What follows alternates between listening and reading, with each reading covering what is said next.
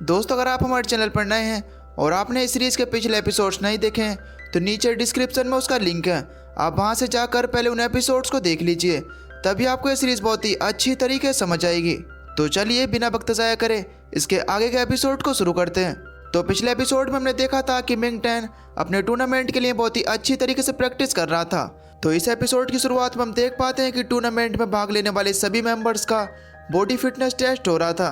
भाइयों जब वहाँ पर पहुँचता है तो सोमी उसे बताती है कि जो भी इस फिटनेस टेस्ट में पास होगा तो उसे ही टूर्नामेंट के लिए सेलेक्ट किया जाएगा, और अगर तुम फिट नहीं हुए तो तुम इस टूर्नामेंट में पार्टिसिपेट नहीं कर पाओगे।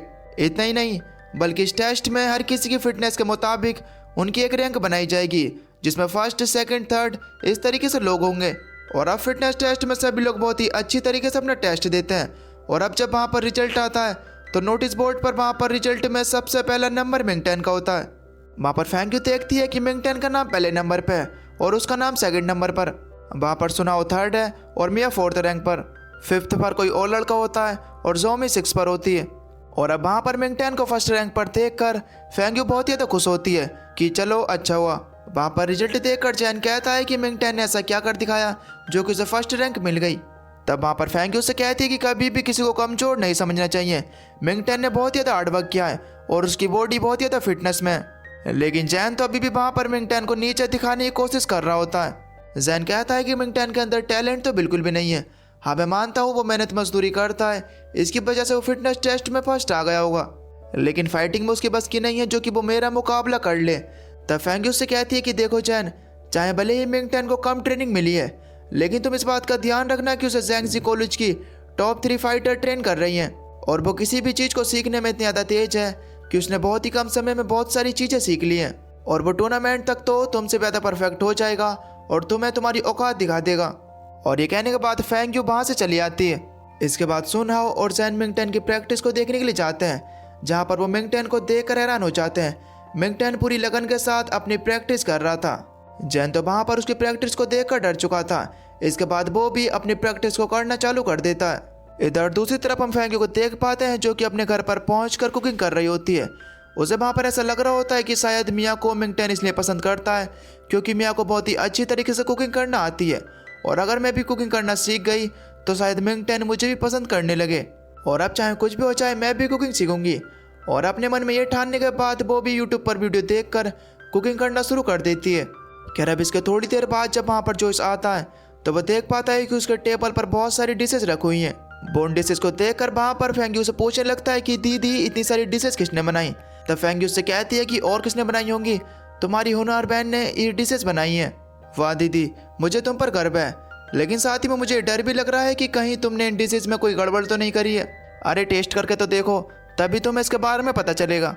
अब जब जोइस उन डिशेज को चेक करता है तो उसके एक्सप्रेशन से हम समझ पाते हैं कि उसे वो डिश बिल्कुल भी पसंद नहीं आई, लेकिन फैंक्यू से छोड़ती नहीं और हर डिश में से थोड़ा थोड़ा उसके प्लेट में रख देती है। बात सिर्फ यहीं तक होती तो शायद जोइस बच भी जाता। फैंक्यू जोइस से कहती है कि लंच भी मैं ही कुक करने वाली हूँ और तुम्हारे ऑफिस स्टाफ के लिए मैं ही कुक करूँगी, तुम बस सबको इन्फॉर्म कर देना। इधर दूसरी तरफ हम देख पाते हैं कि मिंग टैन की ट्रेनिंग बहुत ही अच्छी तरीके से चल रही है और जोमी और मिया उसके साथ लगी हुई हैं।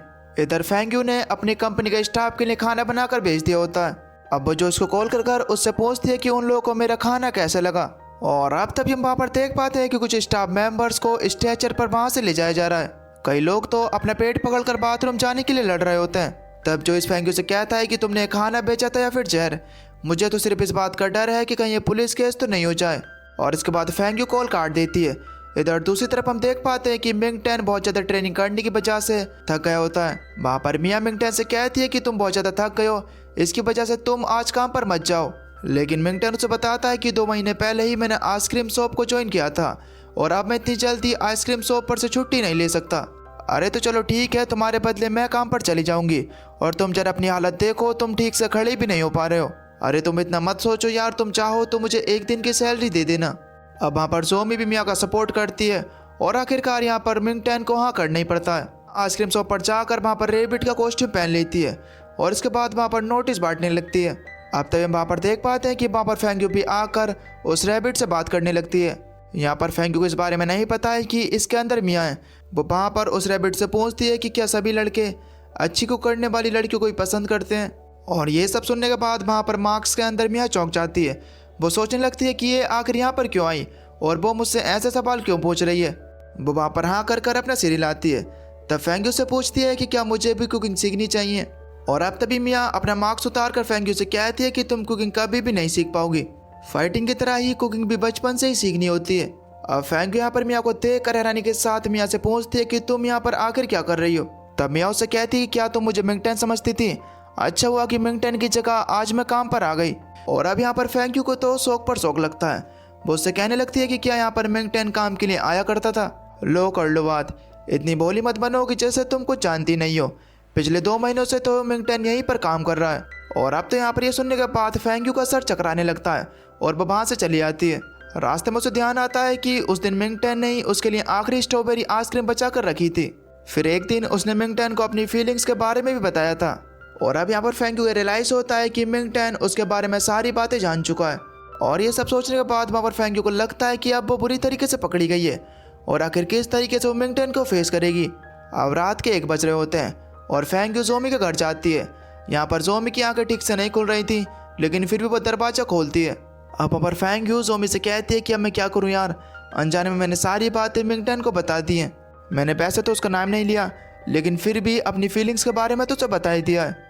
अब तभी जोमी उससे कहती है कि देखो अब तो इस चीज़ का सिर्फ एक ही रास्ता है, तुम उसके सामने ज़्यादा से ज़्यादा नॉर्मल रहने की कोशिश करना और उसके सामने ऐसा बिहेव करना कि जैसे तुम उसके बारे में कुछ जानती ना हो। और जब तुम्हें लगे कि ये सही समय तो तुम उसे सारी बात बता देना। खैर अब इसके बाद अगले दिन हम देख पाते हैं कि फेंग्यू और बाकी सब मिलकर मिंगटन की बहुत ही अच्छी तरीके से ट्रेनिंग कराते हैं। अब अगले शॉट में हम देख पाते हैं कि मिंगटन नहा रहा होता है। उसकी पूरी बॉडी में बहुत ही ज़्यादा दर्द हो रहा था, लेकिन उसके मन में तो सिर्फ एक ही बात चल रही थी कि यह दर्द मुझे और भी ज़्यादा स्ट्रॉन्ग बना रहा है। चाहे कुछ भी हो जाए, लेकिन मैं फाइट जरूर करूँगा और उस जैन को तो जरूर हराऊंगा। इधर दूसरी तरफ हम देख पाते हैं कि जोमी फेंग्यू से कहती है कि अगर तुम मिंगटन से इतने ज़्यादा प्यार करती हो तो डायरेक्टली उससे जाकर बोल दो। लेकिन फेंग्यू से कहती है कि धीरे बोल यार, नहीं तो कोई सुन लेगा। दरअसल दिक्कत यह है कि मैं उससे डायरेक्टली बात नहीं कर पाती। क्यों? तुम्हें इस बात का डर है कि कहीं वो तुम्हारे प्यार को तो नहीं ठुकरा देगा। फाइटिंग में तो तुम बहुत हिम्मत दिखाती हो, लेकिन इस मामले में तो तुम डरपोक हो। एक बात तुम ध्यान से सुन लो, अगर तुम मुझसे प्यार करती हो तो पहला कदम तो तुम्हें ही उठाना पड़ेगा। और अगर तुम इसी तरीके से डरी और सहमी हुई रही तो सब कुछ अपने आप थोड़ी होगा। तुम्हें सिंपली मिंगटन के पास जाकर एक सवाल पूछना है कि मैं तुमसे प्यार करती हूँ, क्या तुम भी मुझसे प्यार करते हो? बस इतना सिंपल सवाल ही तो पूछना है, इसमें प्रॉब्लम क्या है? अगर वो मना भी करते तो क्या हुआ, लेकिन कम से कम तुम्हारा बोझ तो कम हो जाएगा और फिर जो होगा वो देखा जाएगा। और ये कहने के बाद जोमी वहाँ से चली आती है। इधर दूसरी तरफ बयूनो मिंगटन का इंतजार कर रहा होता है। अब मिंगटन के वहाँ पर आते ही बयूनो से कहता है कि यार तुम मेरे दोस्त हो ना। हाँ बयूनो बताओ तुम्हें क्या दिक्कत है। तब बयूनो से बताता है कि यार मेरा बचपन से ही सपना रहा है कि मैं रैबिट का कॉस्ट्यूम पहनकर लोगों के बीच में जाकर खड़ा हो जाऊँ। अभी अभी मुझे पता चला है कि तुम आइसक्रीम शॉप में रैबिट का कॉस्ट्यूम पहनकर लोगों को नोटिस बांटते हो। क्या आज तुम मुझे एक दिन के लिए काम दे दोगे? तब ये मेरा लक्ष्य पूरा हो पाएगा। मिंगटन उसकी बातें सोचकर ये सोचने लगता है कि कहीं ये बड़वा पागल तो नहीं हो गया, आखिर कोई अपना ऐसा लक्ष्य कैसे रख सकता है। लेकिन फिर भी वो मान जाता है। दरअसल मियाँ ने ही बयूनो को बताया होता है कि आज फेंग्यू आइसक्रीम शॉप पर रैबिट से मिलने के लिए आने वाली है, इसलिए बयूनो अब एक रैबिट बनना चाहता है। अब इसके बाद बयूनो रैबिट बनकर शॉप के बाहर नोटिस बांटने लगता है और वह वहाँ पर ये सपना देख रहा होता है कि फेंग्यू उसके पास आकर उसे गले लगा रही है। अब बहुत देर तक वहाँ पर फेंग्यू का इंतजार करने के बाद भी फेंग्यू वहाँ पर नहीं आती, लेकिन इतने में वहाँ पर मियाँ पहुँच जाती है। अरे यहाँ पर क्यों आ गई? इसकी बकबक सुनकर तो मेरे कान भी रोने लगेंगे। और ये सोचकर बयूनो वहीं पर खड़ा रहता है। दरअसल यहाँ पर मियाँ को ये पता नहीं होता है कि रैबिट के कॉस्ट्यूम के अंदर बयूनो है। उसे तो लग रहा होता है कि इसके अंदर मिंगटन है। मियाँ वहाँ पर उससे कहती है कि मैं तुम्हें कुछ बताना चाहती हूँ, दरअसल मैं तुम्हें बहुत ज़्यादा पसंद करती हूँ, क्या तुम भी मुझे पसंद करते हो? अब उसकी बातें सुनने के बाद बयूनो धीरे धीरे पीछे जा रहा होता है और आखिर में वो वहाँ से भागने की कोशिश करता है, लेकिन मियाँ उसे पकड़ लेती है और उससे कहने लगती है कि मुझे पता है कि तुम भी मुझे पसंद करते हो। इसके बाद बयूनो वहाँ पर अपना मार्क्स उतार कर उससे कहता है कि अरे मैं वो नहीं हूँ जिसे तुम सोच रही हो। और उसे देखने के बाद वहाँ पर मियाँ उससे गुस्सा होती है और इसके बाद बयूनो वहाँ से तेजी से भागने लगता है। मियाँ भी उसके पीछे पीछे भागती है। अब अगले शॉट में हम देख पाते हैं कि बयूनो की पूरी बॉडी पर बहुत ज़्यादा घाव है। लगता है कि मियाँ ने उसकी अच्छी तरीके से सर्विस की है और वह वहाँ पर अपने घाव पर दवा लगा रहा होता है। इधर दूसरी तरफ हम फेंग्यू को देख पाते हैं जो कि यूट्यूब पर वीडियो देख रही होती है कि आखिर कैसे कुक करना है, लेकिन अभी भी उसे ठीक से कुक करना नहीं आया है। अब उसकी ऐसी हालत देखकर उसका भाई जोइस उससे कहता है कि देखो, चाहे तुम कुछ सीख पाओ ना सीख पाओ, लेकिन अगर तुम बयूनो की मॉम के रेस्टोरेंट में चली गई तो तुम वहाँ पर नूडल्स बनाना जरूर सीख जाओगी। बयूनो की मॉम जैसे नूडल्स यहाँ पर कोई भी नहीं बनाता है, और अगर एक बार तुम नूडल्स बनाना सीख गई तो तुम और भी चीज़ें बहुत ही आसानी के साथ सीख जाओगी। फेंगी को वहाँ पर जो इसके आइडिया बहुत ही अच्छा लगता है और वो बयूनो को मैसेज करती है। अब इसके बाद हम देख पाते हैं कि फेंगी बयूनो के होटल में जाती है। दरअसल बयूनो भी अपनी माँ की तरह बहुत ही टेस्टी नूडल्स बनाता है, इसीलिए फेंगी ने उसे मैसेज किया होता है कि प्लीज़ मुझे नूडल्स बनाना सिखा दो। अब जब बयूनो वहाँ पर अपने सपनों की राजकुमारी को अपनी आंखों के सामने आते हुए देखता है तो उसकी खुशी का तो ठिकाना ही नहीं था। इसके बाद वो फेंगी को अंदर लेकर जाता है और वह वहाँ पर उसे टेस्टी नूडल्स की डिश बनाना सिखाता है, और अब वहाँ पर लगातार मेहनत कर कर फाइनली टेस्टी नूडल्स बनाना सीख भी जाती है। बयूनो वहाँ पर फेंगी से कहता है कि अगर आप रेगुलर इसी तरीके से इस डिश की प्रैक्टिस करेंगी तो आप बहुत ही जल्दी कुक करना सीख जाएंगी। अब अगले दिन ट्रेनिंग के दौरान मिंगटन बहुत ही अच्छा परफॉर्म करता है। उसकी इस मेहनत को देखने के बाद फेंगी भी उससे वहाँ पर खुश होती है। खैर अब जब ट्रेनिंग खत्म होती है तो मिंगटन फेंगी को कैंटीन में लंच के लिए बुलाता है, लेकिन फेंगी उससे कहती है कि मुझे कुछ ज़रूरी काम है, और इसके बाद वो उसे बाय कहती है। अब जब वहाँ पर फेंगी बाय करती है तो उसके हाथ पर बहुत सारे चोट के निशान थे। दरअसल कल रात नूडल्स कुक करने की वजह से उसका हाथ कुछ जल गया था। अब फेंगी जल्दी से अपना हाथ नीचे कर वहाँ से चली आती है। मिंगटन को वहाँ पर फेंगी का बिहेवियर कुछ अच्छा नहीं लगता। खैर अब इसके बाद अगले शॉट में हम देख पाते हैं कि फेंगी जोमी के सामने अपने हाथ से बनाए हुए नूडल्स लेकर आती है। जोमी उससे कहती है कि मेरा पेट थोड़ा सेंसिटिव है, इसलिए चला कुछ गड़बड़ ना हो जाए। जिस पर फेंगी उससे कहती है कि कोई बात नहीं, मैं तुम्हारे लिए दवाई भी लेकर आई हूँ। चलो ठीक है बाबा, दोस्त होने के नाते मैं रिस्क लेने के लिए भी तैयार हूँ। और इसके बाद जोमी उसके नूडल्स को टेस्ट करती है। अरे वाह, ये तो बहुत ज़्यादा टेस्टी है। क्या सच में तुमने ही बनाए? हाँ, ये मैंने ही बनाया, और मैं इन्हीं नूडल्स के जरिए मिंगटन को अपने दिल की बात बताने वाली हूँ। अगर वो मुझसे प्यार नहीं करता तो वो कह देगा कि ये नूडल्स अच्छे नहीं हैं। तब जोमी उससे कहती है कि अरे वाह, ये तो बहुत ही अच्छा आइडिया है, लेकिन तुम मुझे ये बताओ कि तुम ये नूडल्स कब बनाकर खिलाने वाली हो। तब फेंगी उससे कहती है कि मैं नूडल्स कुछ दिनों बाद उसे बनाकर खिलाऊंगी। इसके बाद हम दूसरी तरफ बयूनो को देख पाते हैं जो कि किसी के ख्यालों में खोया होता है। अब तभी उसके पास मिंगटन आता है। वो उससे कहता है कि क्या तुम्हारी तबीयत तो ठीक है, और तुम कहाँ पर खोए हुए थे? हाँ यार, तबीयत तो ठीक है, लेकिन मैं तुमसे एक बात कहना चाहता हूँ, लेकिन मुझे बात समझ में नहीं आ रही कि मैं ये बात तुमसे कहूँ भी या फिर नहीं।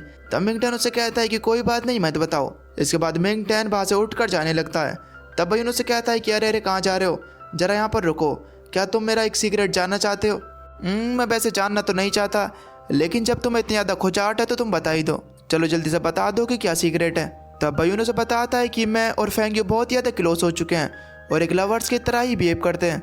आजकल तो फेंगी हर रात मेरे होटल में आती है और वो मुझसे ही नूडल्स बनाना सीख रही है। हम कुकिंग करते करते बहुत सारी बातें भी करते हैं, और वह अपनी बहुत सारी पर्सनल बातें भी मेरे साथ शेयर करती है। और जब वो नूडल्स बना रही होती है तो वो इतनी ज़्यादा खूबसूरत लगती है कि बस तुम पूछो ही मत। हम दोनों जल्दी शादी भी करने वाले हैं, लेकिन तुम ये बात किसी को बताना मत, ठीक है? इस तरीके से बयूनो मिंगटन को अपनी कहानी सुनाकर परेशान कर रहा होता है, और यहाँ पर सच में मिंगटन परेशान हो भी जाता है। अब तभी वहाँ पर फेंगी आती है और वो वहाँ पर सिर्फ बयूनो को ही बुलाती है। वो कहती है कि आज रात हम बाहर जा रहे हैं। इसके बाद बयूनो उसके साथ चले जाता है और यहाँ पर मिंगटन उदास हो जाता है। और दोस्तों, इसी के साथ इस सीरीज़ का ये एपिसोड यहीं पर ख़त्म हो जाता है। अब आगे मिंगटन का क्या हुआ और उसने किस तरीके से अपनी ट्रेनिंग पूरी की भी या फिर नहीं, या फिर उसने टूर्नामेंट में किस तरीके से परफॉर्म किया, ये तो आपको इसके अगले एपिसोड में ही पता चलेगा। अगला एपिसोड बहुत ही ज़्यादा इंटरेस्टिंग होने वाला है। अगर आपको इस सीरीज़ का अगला पार्ट देखना है तो नीचे कमेंट में नेक्स्ट पार्ट टाइप जरूर करना। दोस्तों, वैसे तो मुझे इस सीरीज़ पर कुछ खास रिस्पॉन्स नहीं मिल रहा है, लेकिन कुछ लोग हैं जो कि मेरी वीडियो पर कमेंट कर मुझे मोटिवेट करते हैं, और उन्हीं कमेंट्स की वजह से मुझे इस सीरीज़ की आगे की वीडियो बनाने में मोटिवेशन मिलती है। दोस्तों, अगर आपको ये सीरीज़ पसंद आ रही है तो मैं आपसे कुछ ज़्यादा कुछ तो नहीं कहूँगा, बस इतना ही कहूँगा कि इस वीडियो पर एक कमेंट कर दीजिए, जिससे कि मुझे अगला एपिसोड लाने में मोटिवेशन मिलेगी। मुझे पता है कि आप एक कमेंट तो कर ही दोगे। तो चलिए मिलते हैं इस अगले एपिसोड में, तब तक के लिए till then take care, love you, bye bye.